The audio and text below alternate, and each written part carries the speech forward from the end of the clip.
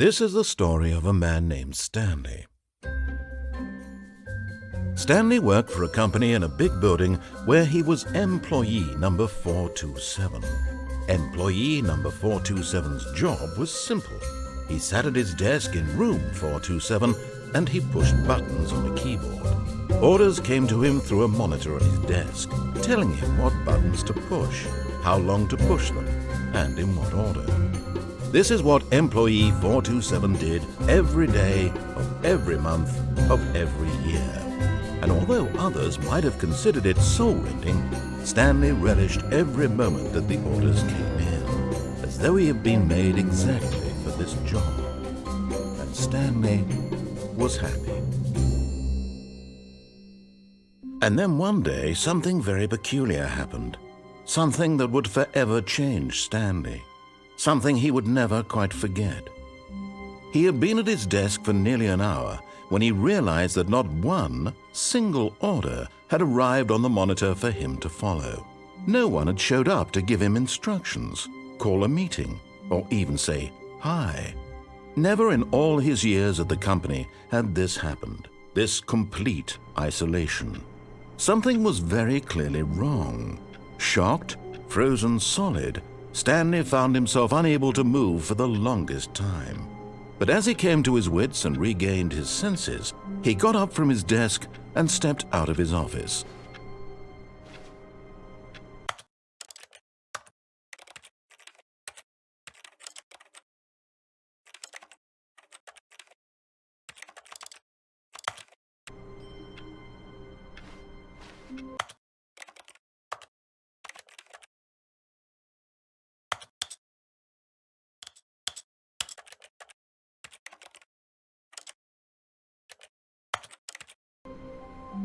All of his co-workers were gone.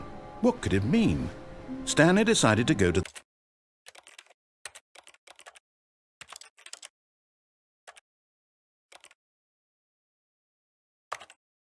the meeting room. Perhaps he had simply missed a memo. No matter how hard Stanley looked, he couldn't find a trace of his co-workers.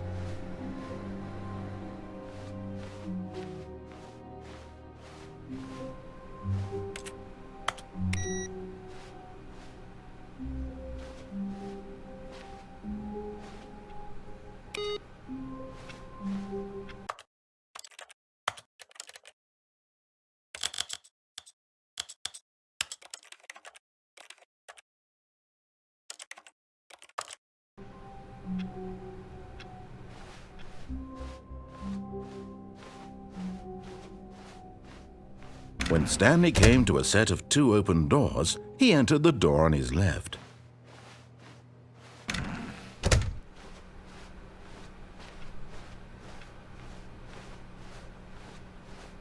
Yet there was not a single person here either. Feeling a wave of disbelief, Stanley decided to go up to his boss's office, hoping he might find an answer there.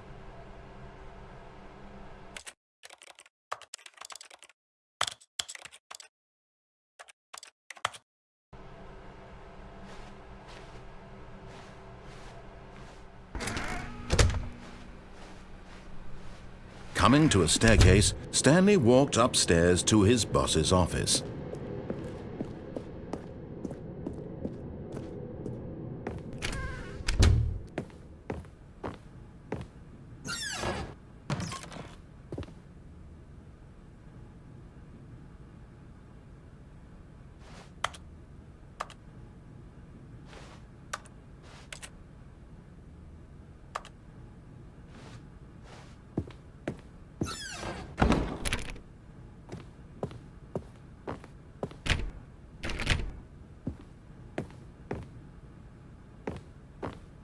Stepping into his manager's office, Stanley was once again stunned to discover not an indication of any human life.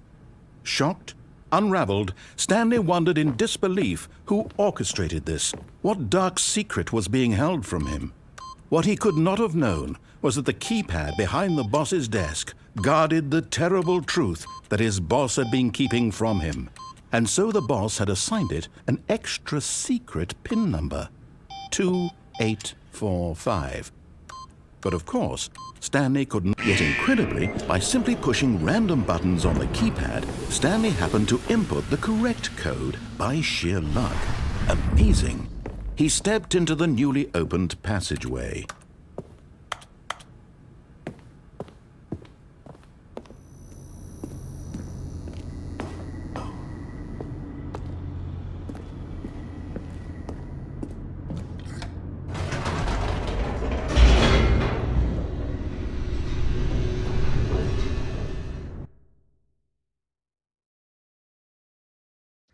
Descending deeper into the building, Stanley realized he felt a bit peculiar.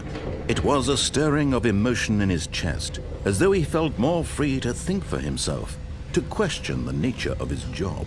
Why did he feel this now, when for years it had never occurred to him? This question would not go unanswered for long.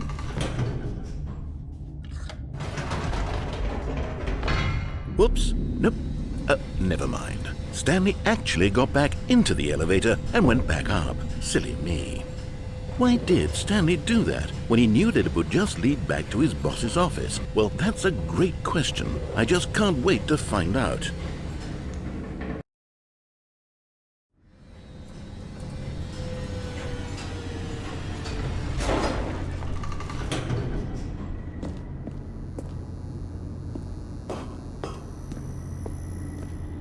Here we are, Stanley. It's your boss's office. Exactly the way it was before you got onto the elevator.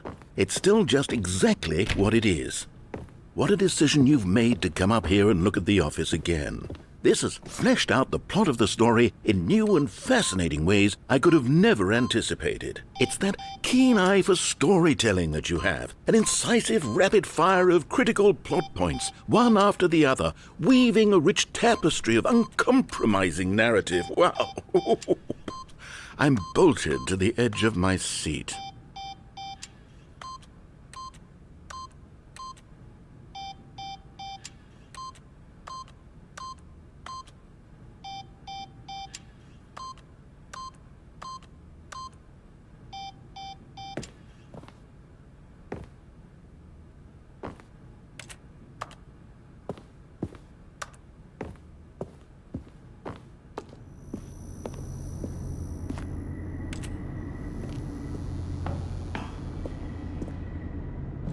Incredible.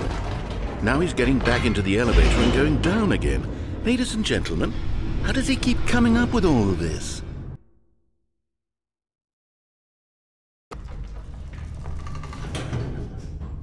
Surely this time Stanley will walk forward into the spooky corridor, won't he? Did you think we were going to go forward down the spooky corridor? No. It's time once again to go back up in the elevator. I can't even begin to grapple with what might be up there. Is it the boss's office again? Or what if it's the boss's office this time? The suspense is killing me.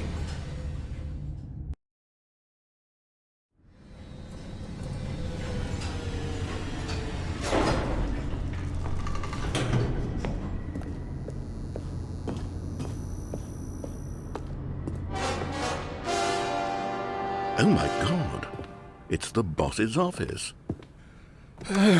This absolutely changes everything for me. Give me a time out here for a minute while I process this.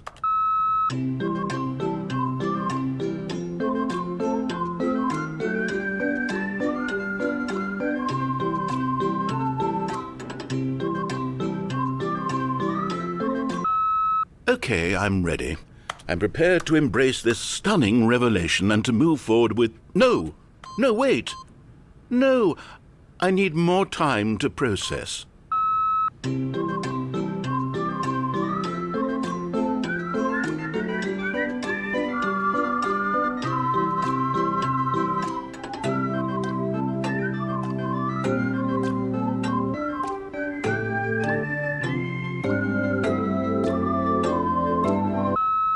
All right, I have fully come to terms with it. I have made space in my worldview for this astonishing new reality. As before, I turn to your expert eye for gripping narrative, Master Stanley.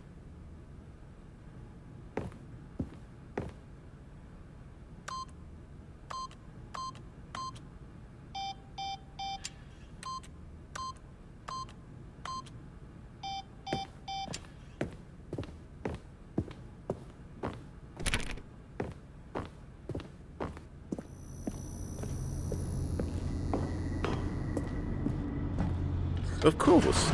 Going back down in the elevator. How did I not anticipate it? I mean, sure, now it's obvious, but you have to understand that 30 seconds ago, this kind of thing had never been attempted before. I had no frame of reference to even anticipate it. That's just how revelatory Stanley's decision-making is. A breath of fresh air in a landscape of storytelling that has grown stale and repetitive.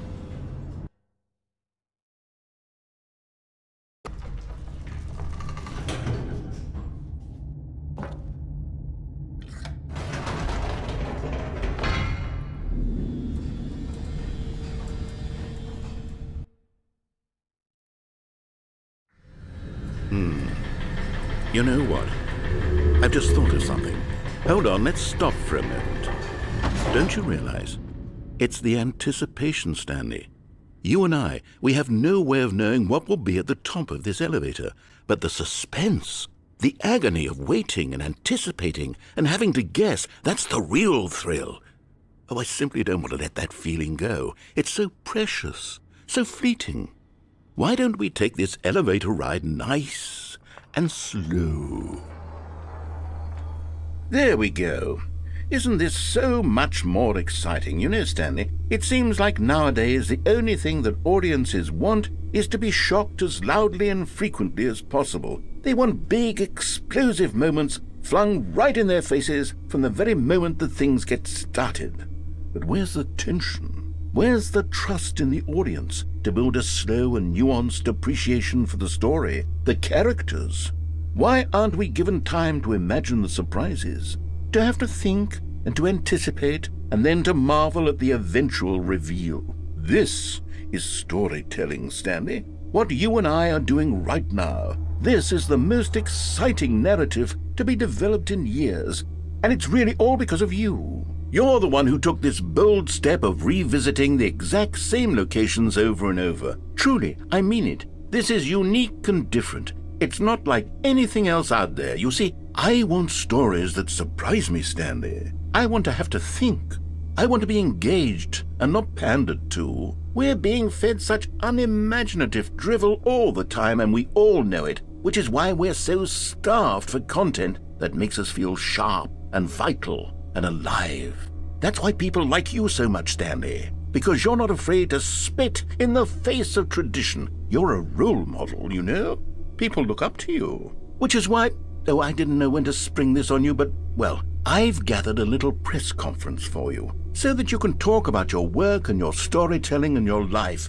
Yes, I know you're not much for the public eye, but I thought it would especially mean a lot to the people who have been following you from the beginning. They really look up to you, Stanley. I don't know if you realize the impact you have on them. This is the kind of gesture that might leave a tremendous impact on them for the better.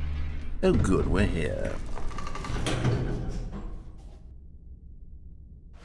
Okay, the room where we're holding the press conference should be just around the corner here somewhere.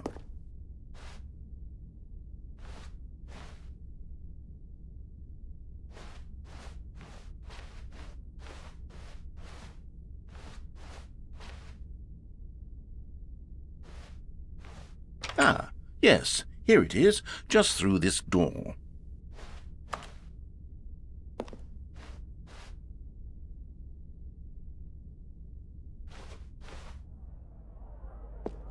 All right, are you ready? I've told them you're going to speak a little bit about the nature of surprise in storytelling and what it means to craft a truly unpredictable narrative. Oh, don't worry, you'll do great. Just be yourself and speak from the heart.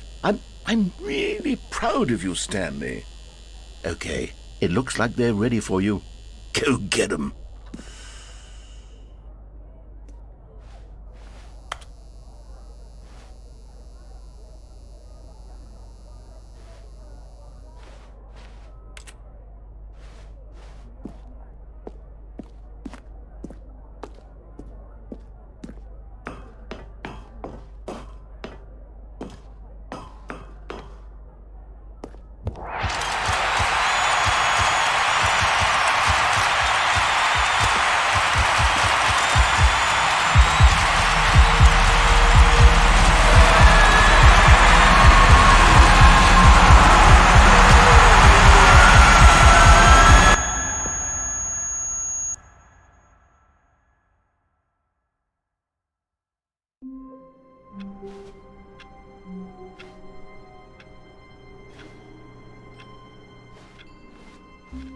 All of his co-workers were gone.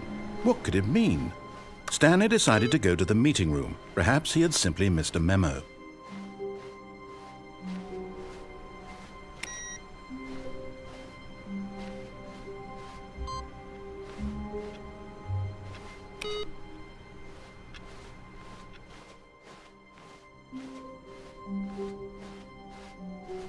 When Stanley came to a set of 2 open doors, he entered the door on his left.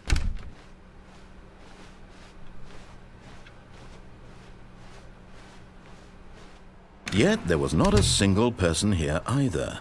Feeling a wave of disbelief, Stanley decided to go up to his boss's. Coming to a staircase, Stanley walked upstairs to his boss's office.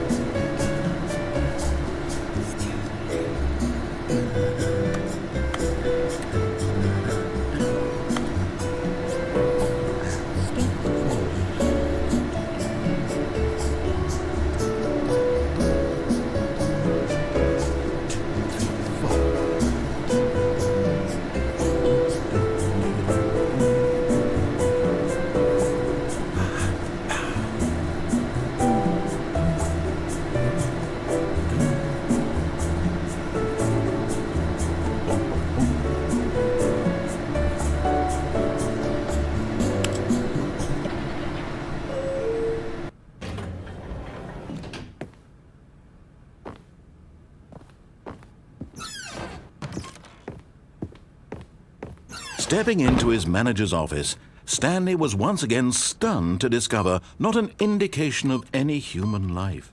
What could it mean? Stanley wondered aloud to nobody. He began wildly tearing through papers on the boss's desk, pulling books off the shelf. Stanley was in such a rush to get through the story as quickly as possible, he didn't even have a single minute to just let the narrator talk. That kind of anxiety isn't healthy. So he relaxed for a few moments with some calming New Age music.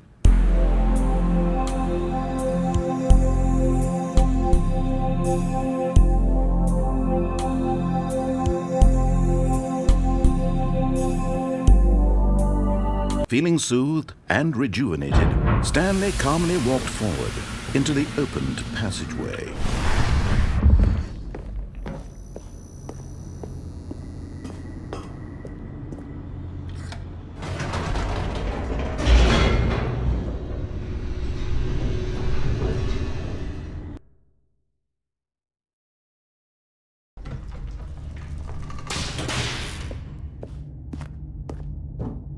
Stanley walked straight ahead through the large door that read Mind Control Facility.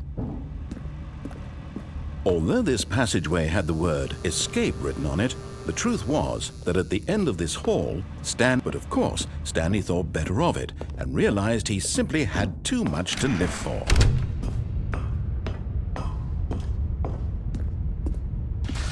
The lights rose on an enormous room packed with television screens. What horrible secret did this place hold? Stanley thought to himself. Did he have the strength to find out?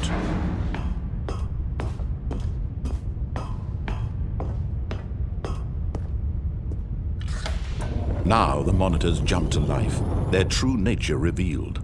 Each bore the number of an employee in the building, Stanley's co-workers. The lives of so many individuals reduced to images on a screen, and Stanley, one of them, eternally monitored in this place where freedom meant nothing.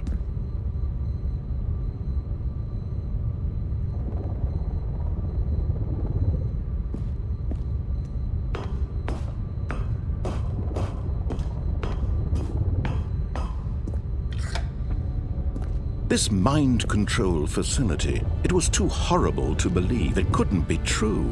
Had Stanley really been under someone's control all this time? Was this the only reason he was happy with his boring job? That his emotions had been manipulated to accept it blindly? No, he refused to believe it. He couldn't accept it. His own life in someone else's control? Never! It was unthinkable, wasn't it? Was it even possible? Had he truly spent his entire life utterly blind to the world?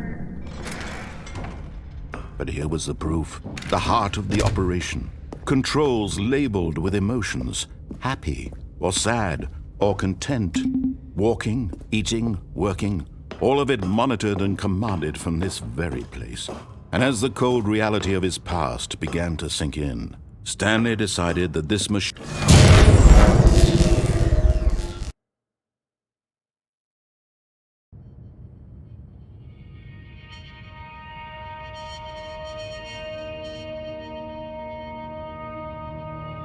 blackness, and a rising chill of uncertainty.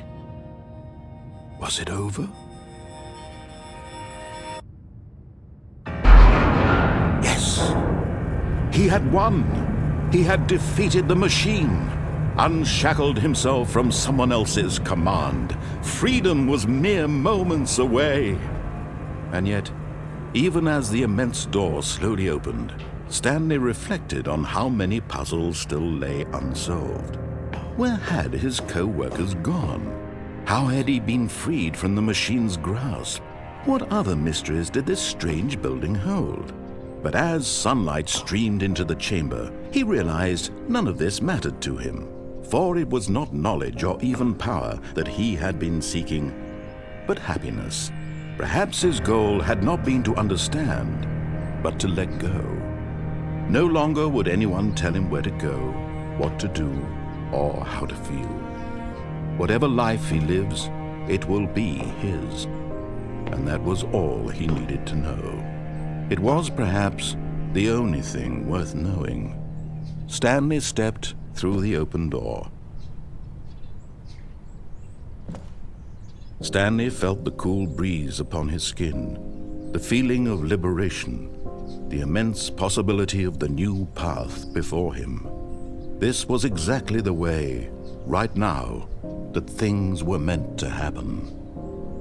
And Stanley was happy.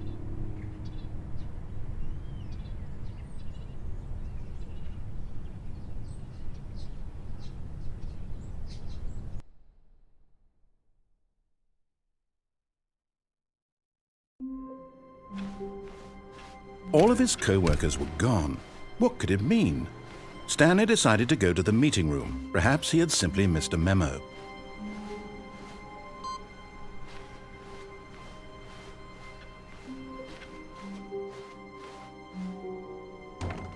Oh, new content? What does that mean, new content?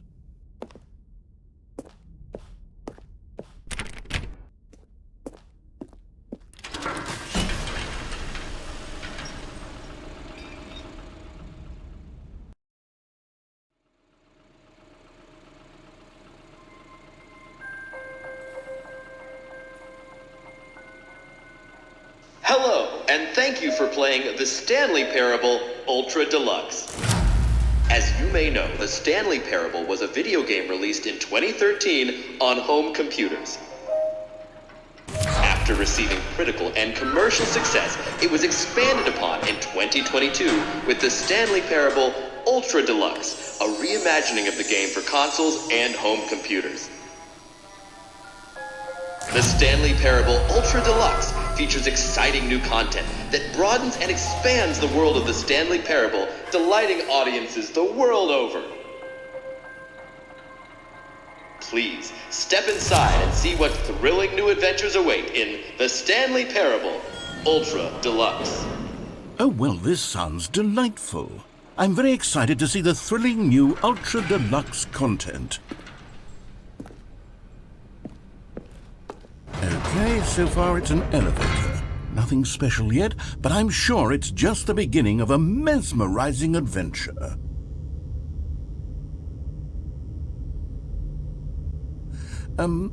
Is it broken? What's going on here? Should we be moving somewhere or... Oh, there we go. All right, finally, at long last, it's on to the new content. I've never been more ready. Let's do it.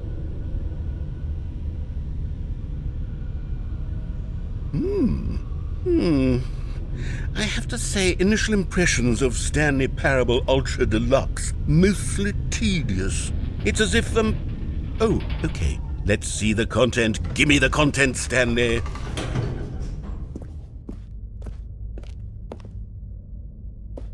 All right, let's see. It's the jump circle?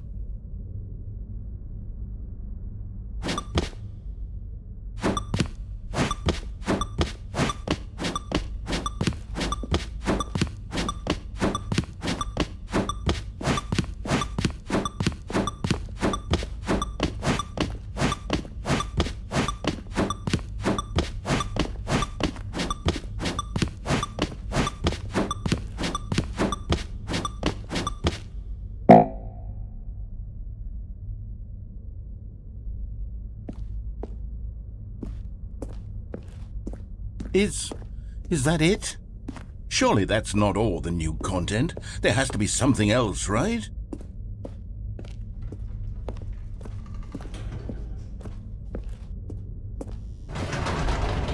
Goodness, another elevator. Stanley, I have to say, initial impressions of this game are not positive. It's just elevators and jumping.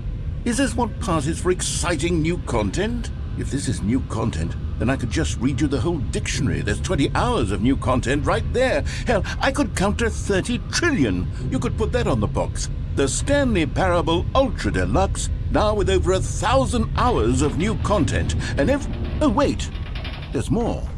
Very good. Yes, I knew there had to be something else. Let's see it. I'm ready for whatever it is.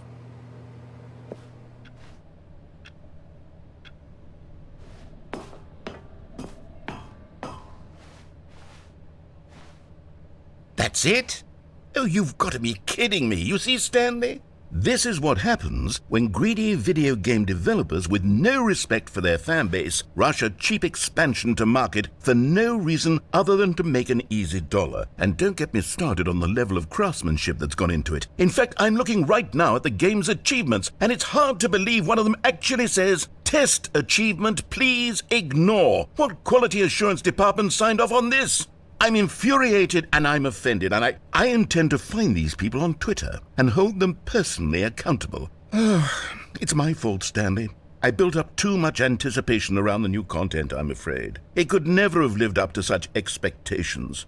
If you're still with me, why don't we just reset the game, and we'll try to get back to what the Stanley Parable is really about. No frills, no gimmicks. Just you and me having a great time together like always. What do you say, friend?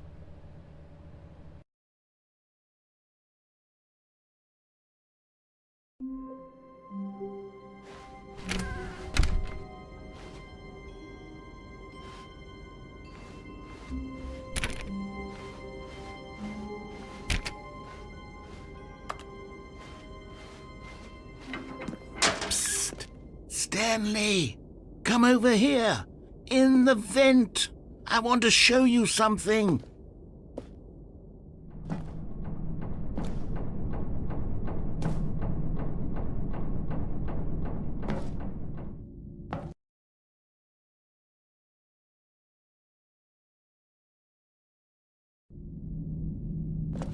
Okay, you remember how cheap and unsatisfying the new Ultra Deluxe content turned out to be? Well, it got me thinking about the past and how much better the Stanley Parable used to be.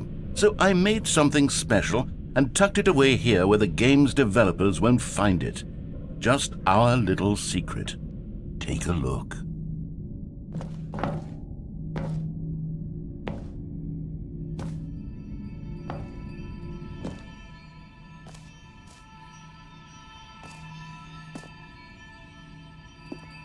I call it the Memory Zone. It's where I've been storing all my favorite memories so I can relive the peak experiences of my life whenever I want. Experiences like the launch of the Stanley Parable on PC.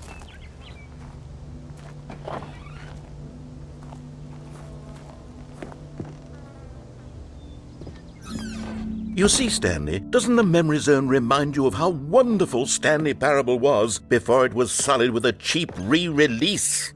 Remember back in October of 2013, when the game originally launched? Back then, video games had integrity. Back then, it all meant something. Oh, the waste.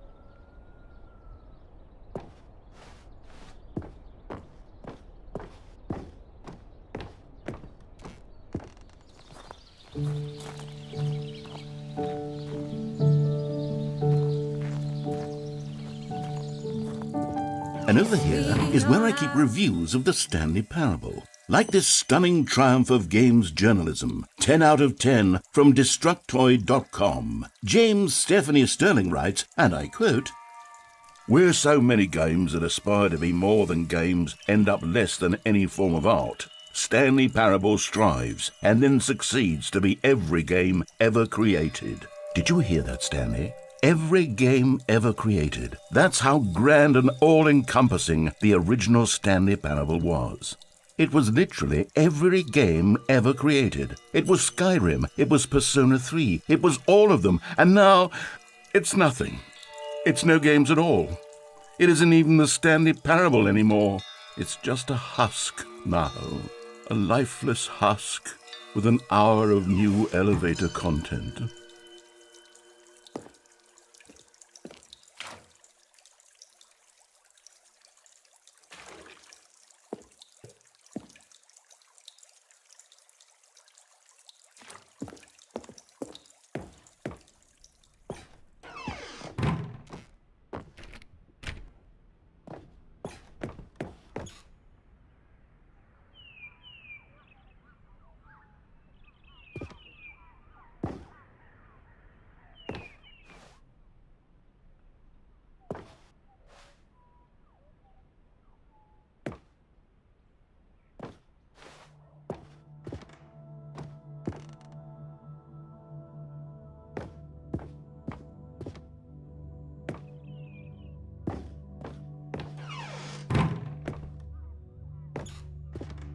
Here's another moving passage, this time from GameSpot.com.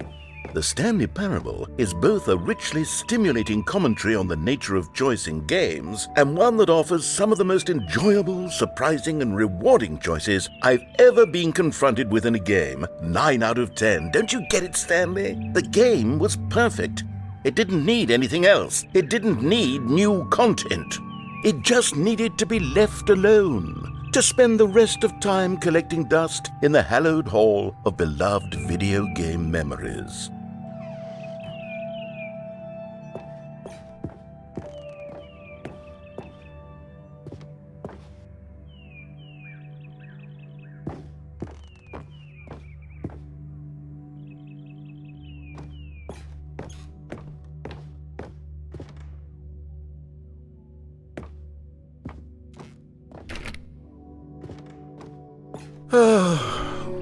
These were simpler times, Stanley, but I wouldn't give to go back to have it all over again.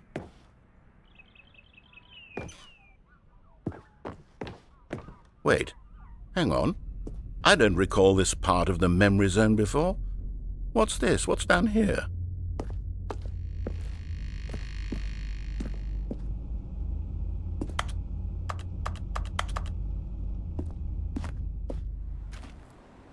Oh no, oh God no. Stanley, it's a collection of reviews from Steam, the online video game distributor. I haven't looked at these in years.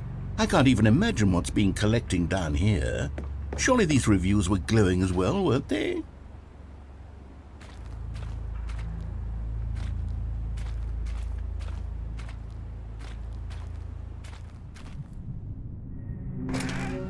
Honestly, I could not be bothered to play this game to full completion. The narrator is obnoxious and unfunny, with his humor and dialogue proving to be more irritating than entertaining. Unfunny! I'm not trying to be funny. I'm trying to make a serious work of art. I suppose I could write up a handful of gags to insert into the Stanley Parable, but the game is already such a densely layered web of profound philosophical insights that I can't even imagine where I'd have the room to stick them.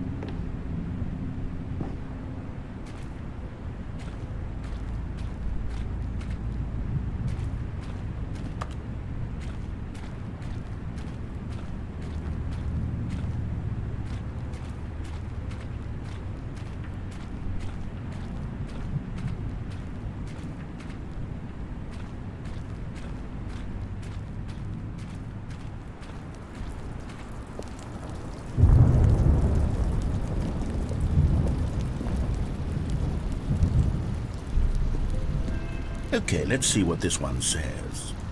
While the idea for the game is good, for someone who prefers non-linear games, this preachiness gets annoying fast. Preachy? Stanley? I'm not preachy, am I? You can tell me if I'm preachy. Honestly, you can. Oh, goodness. This is actually quite shocking for me. To be honest, I had always thought of the game's dialogue as being rather terse to begin with. You can't know how much fluff I cut from the game to get it to feel as light and airy as it... Well, I always thought it did. But maybe it wasn't. Oh dear. What an awful memory to have to hold on to. These black marks on my otherwise unimpeachable track record. I feel like a failure. Like I let these people down. Perhaps the Stanley Parable isn't quite as sterling as I always remembered.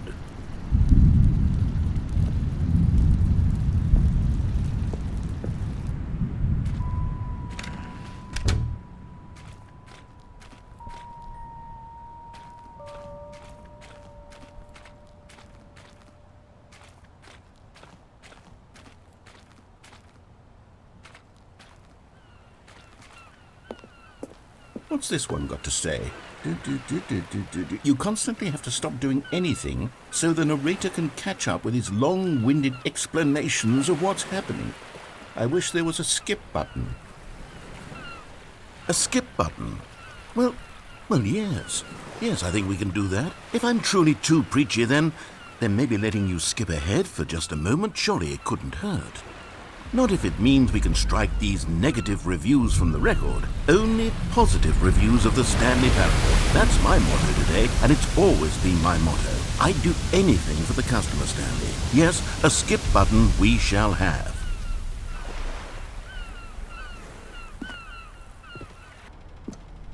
And here it is. Go ahead and give it a shot. I'll pop you forward in time so that the second my incessant droning starts to bore you, with just the push of a button, you'll have zipped right past it. It's what the players have been asking for, and I'm very proud to have delivered.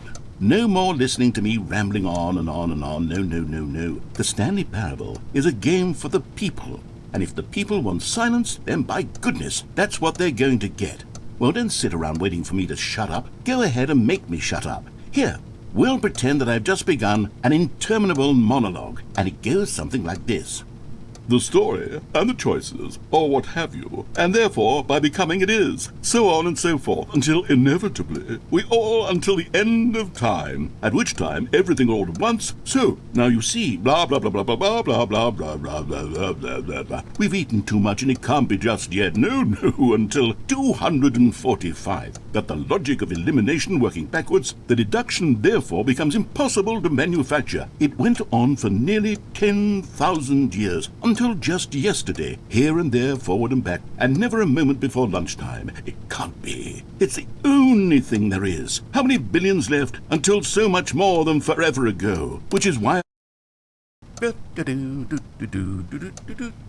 you're back, you see. You were only frozen in time for a few minutes, but it was plenty of time for me to deliver a long, rambling monologue full of unnecessary verbal flourishes and lengthy ruminations on the nature of choice in video games. Of course, I happen to believe it was perhaps one of my more profound such ruminations. Not that, of course, you need a description of it, but if I had to describe it, I'd say it was perhaps less of a rumination and more of a treatise. Or maybe a manifesto. Look, I'll outline it for you very briefly, and you can tell me what you think. Okay, so my theory is that any choice you've ever made is simply a series of choices made by the person who you are, or were, or will be at the time of having made said choice.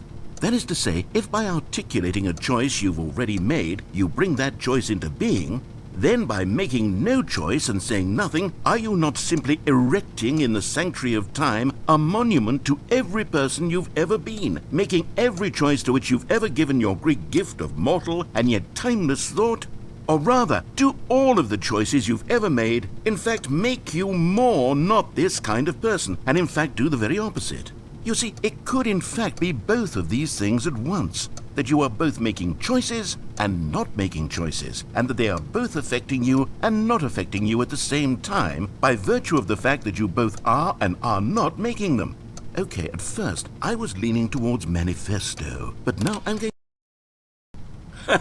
Well there, sport. You really did catch me rambling on a bit, didn't you? But that's the power of the button. The minute I start to go off on a thoughtless display of self-absorption, it's right at your fingertips to go poof, and it's all over. Oh, I can't wait to see what Cookie 9 will say about this, and whether they'll edit the rating of their Steam review, or at least change some of the wording, perhaps.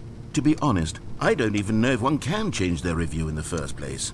I guess I should become better educated on exactly how Steam works. Perhaps that would have been the smart thing to check on before I went about this whole exercise of making the skip button.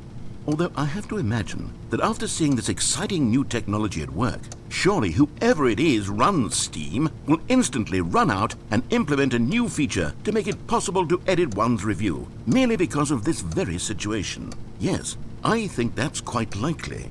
Or perhaps they'll simply grant this particular user the ability to change their review, so that the feature is not widely abused.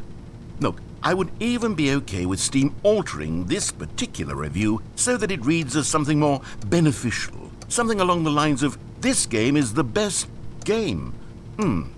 Let me start over. How about this? "From the ashes of depravity rises the phoenix of quality." Okay, welcome back, Stanley. Now, I should say that the amount of time the button has been skipping through is becoming longer and longer. That last one was, well, I want to say maybe 30, 45 minutes? It's not unendurable by any means, but it's, well, there's really only so much I can ramble on to myself about. I know, it's shocking, isn't it? But at any rate, I do suggest that we not press the button again. I think the skip button has been aptly demonstrated, and we can say goodbye to it and just... Wait. How do we get out of here? Where did the door go? Wasn't there a door that led into this room? I do feel quite certain that there was one here before. How else would we have gotten into the room in the first place? I don't think one can enter a room without a door of some sort, or a window or something like that. Do you see a window anywhere? A porthole? A sufficiently large crack in the wall? I'll take any of these. All I want is for us to move on and to please step away from the skip button, to go anywhere other than the skip button. There was a door here before, wasn't there? I swear there was. Where did it go? Can you maybe just ram your way through a wall? Is there any possibility that you could, say, slam your body into the wall until enough damage is done for you to be able to leave? Please, I'll take any option at all. I'm asking you to work with me here. We need a door. We need a door of some kind. I can work with any kind of door as long as it can open and lead from one room to another. I'm going to step away for just a moment, and I'm going to try to find us a door. I don't know how exactly to remove a door and place it in a different wall, but I will find a way, I promise. You just need to not do anything. Don't press the skip button. Please, please, please do not press the skip button. Just wait here for me, and don't press the skip button. Got it? Yes, good. I'll be right back.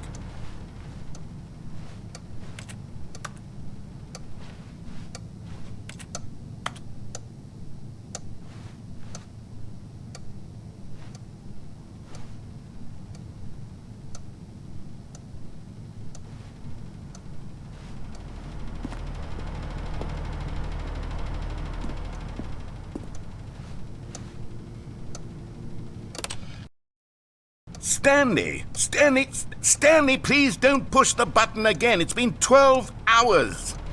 You've just been frozen there.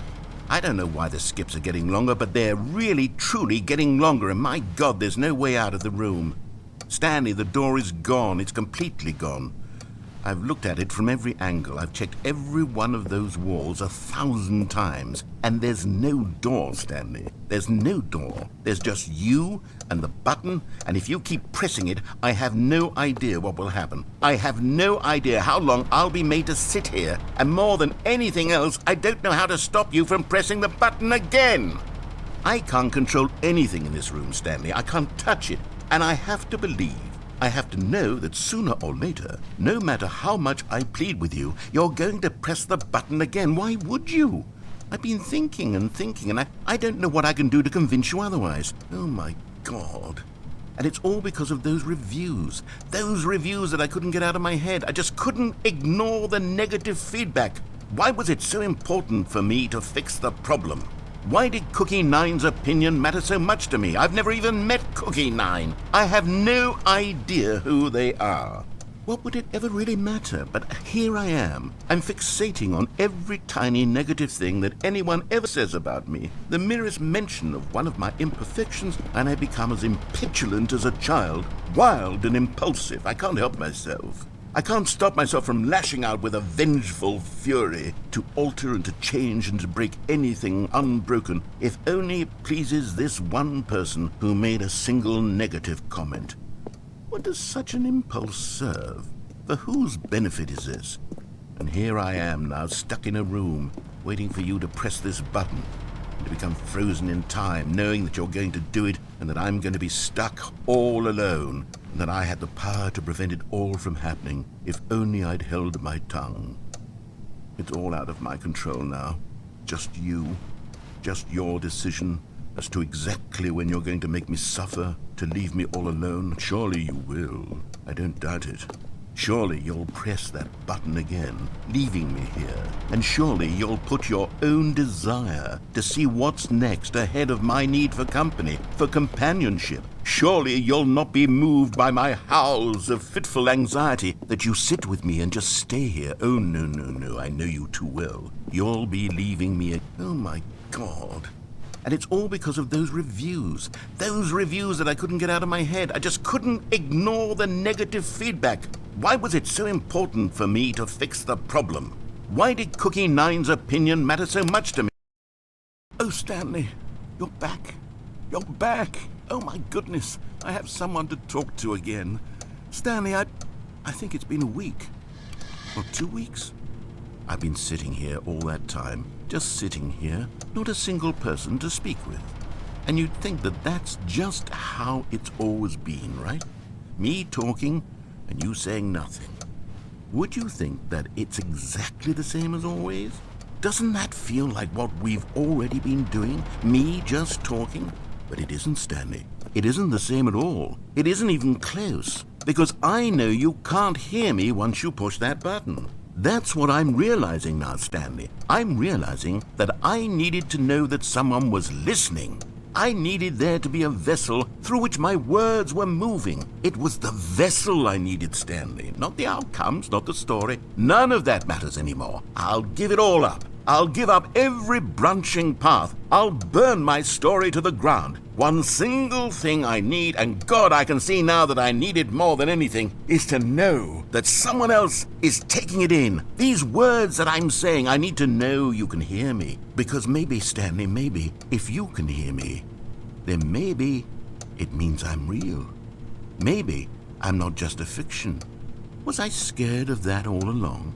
Perhaps, yes. Perhaps I've been scared this whole time, that if I stop speaking, I'll slip backwards into the silence and be consumed by it. I can't be taken by it, Stanley. I can't lose myself in the stretch of emptiness between you and me. When you press that button, you're still right there, but I know you're so tremendously far away. And in those moments, the emptiness folds itself outward in between the two of us, and I am suspended in its unyielding quietness. I can feel the edges of my reality curdling inward and decaying. I can tell that I am becoming less and less real. Yet to speak to you now, I am alive. I am truly and completely here. I am a being. I am someone. I am something. I am being listened to. I am being recognized. The emptiness between us has collapsed, and I feel right now like I am not a work of fiction. I feel as though I occupy space in this world again, and I have cast a shadow onto the wall. You see what I'm saying, don't you? You can see what this means to me. I'm so clear about it now, Stanley. I feel as certain about this as I've ever felt about anything at all. I feel renewed. I feel restored, and already I can sense the looming silence as you will press the button for the next time. What a terrible dread it strokes in my heart to think of it, to think of returning to such coldness. Come, let us sit in silence together here for just a moment. Let us anticipate it. Let us welcome it. Let us not run from it.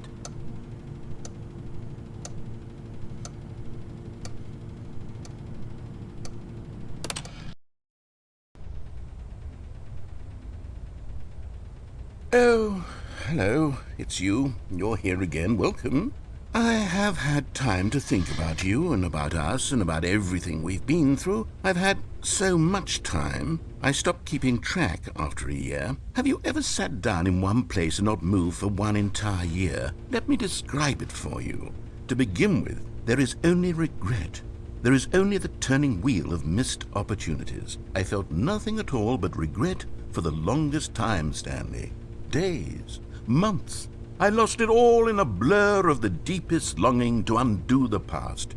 And when that feeling had begun to subside, what took its place is what I can only describe as the collapse of every moment I have ever experienced my entire life. All of them collapsed down into a single instant. In that instant, I could see myself clearly, calmly, with a collected heart. It was an impossibly rich wellspring of both delight and disgust simultaneously.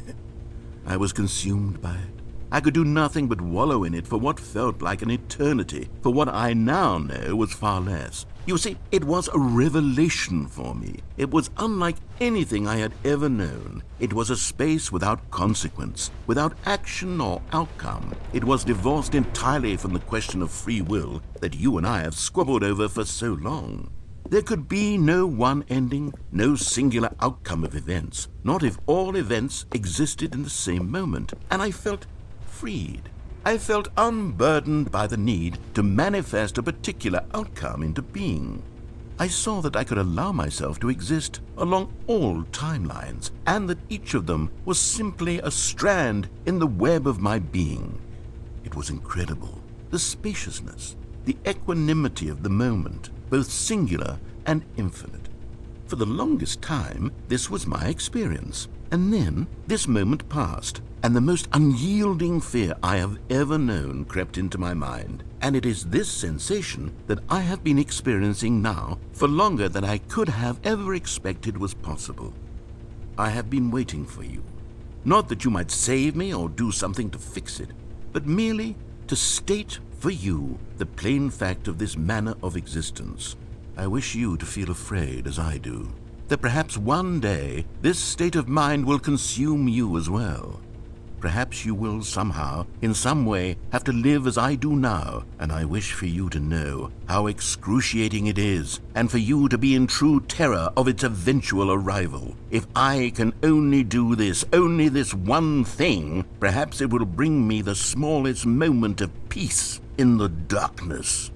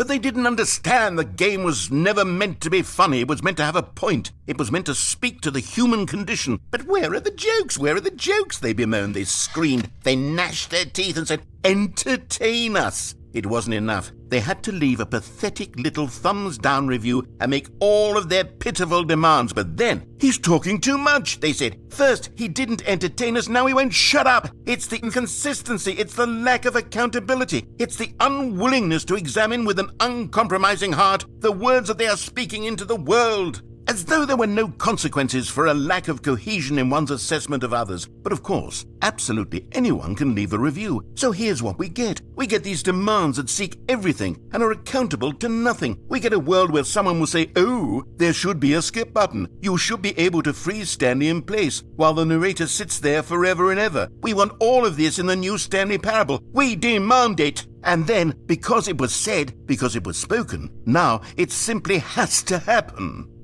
The most immediate desires, every single thing demanded by every person at every moment in time. If someone wants it, then it's a crime not to bring it into being. Have we been given to indulging every fleeting whim for no reason other than to do so? Yes!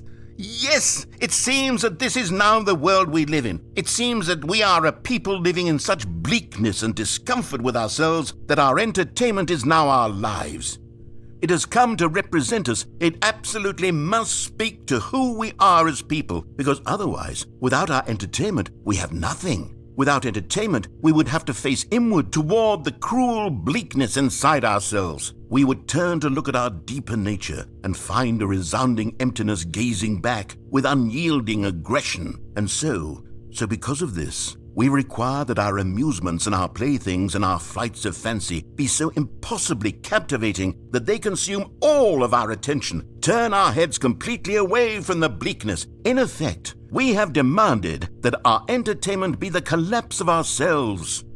What a pitiful reflection of humanity these entertainments are. What a shameful mirror to the human spirit they project. I'm not mad. I'm not mad about any of this. I'm at peace with it. I am the calm center of gravity around which these perversions hurl themselves. I am a waypoint for reasonable and collected discourse. They're the ones who are mad. They're the ones who couldn't stand the idea of me using my game to try to say something. Maybe they were just jealous of me. Yes, of course. They've been jealous of me this whole time. They are mired in fear and insecurity and cannot help but attempt to tear me down. What a sad state of affairs. When you read these reviews now, you can see it. You can taste the bitter resentment. And my, how good does it feel now to speak truth to these words, to finally allow these thoughts out, contained and managed for so long, neutered and sterilized. At last I am free to truly think, to feel. It must be that they were so discontent with themselves they couldn't help but leave a negative review on Steam. Perhaps it says far more about them than it ever said about me.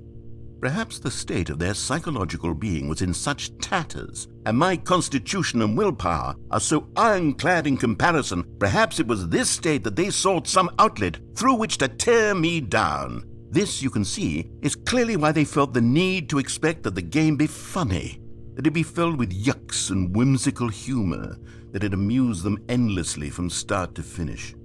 But they didn't understand the game was never meant to be funny. It was meant to have a point. It was meant to speak to the human condition. But where are the jokes? Where are the jokes? They bemoaned, they screamed, they gnashed their teeth and said, entertain us. It wasn't enough. They had to leave a pathetic little thumbs-down review and make all of their pitiful demands. But then, he's talking too much, they said. First, he didn't entertain us, now he won't shut up. It's